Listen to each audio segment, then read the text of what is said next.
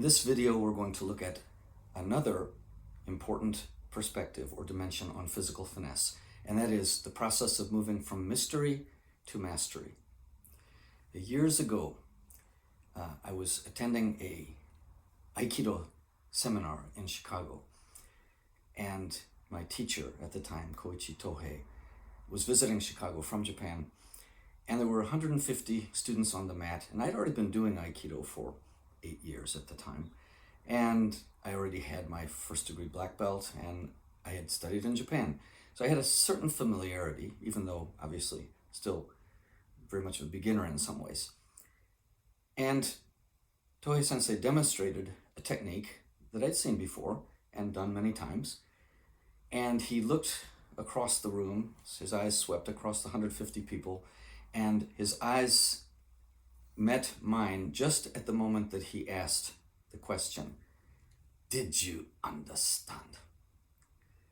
And like a fool, I nodded yes. In a sense, I thought I understood, but I immediately realized that was the wrong answer, because he then approached me with a great big grin on his face, saying, "I understand means I can do." And from that time on, I determined that I would not so easily say I understand anything. Mystery is where we begin with any learning process, and hopefully we move towards mastery. Now, how do we do this? Now, I face this all the time in the process of my own pursuit of disciplines of, say, Aikido and calligraphy and Nanba. But also, since I teach these disciplines to college students, I have the challenge of how to teach it to them in a single semester. Obviously not everything, but to give them a real sense of this process in what might amount to 20 to 30 hours.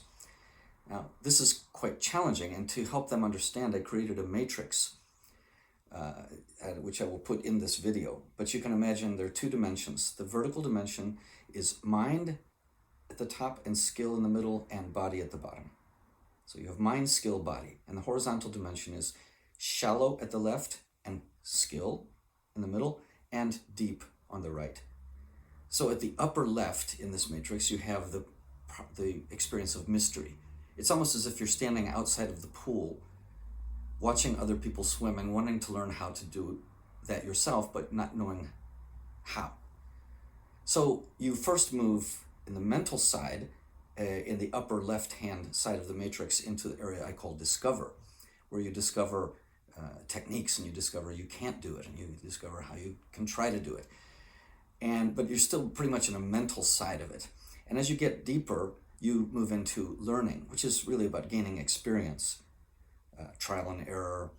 And then you realize that in order to actually move to the next level, you have to go through something called skill, which is in the center. So you zigzag down to the lower left part of the matrix, and now you're in the practice mode, which is where you're more engaged in the art. So I call this area engagement.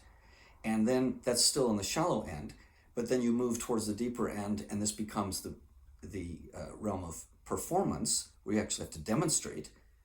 I understand means I can do, and that is when you're in the area of mastery. Now, moving through this process is something you do in the martial arts. It's called Shingitai, which literally translates as mind, skill, and body, or skill also meaning waza or technique.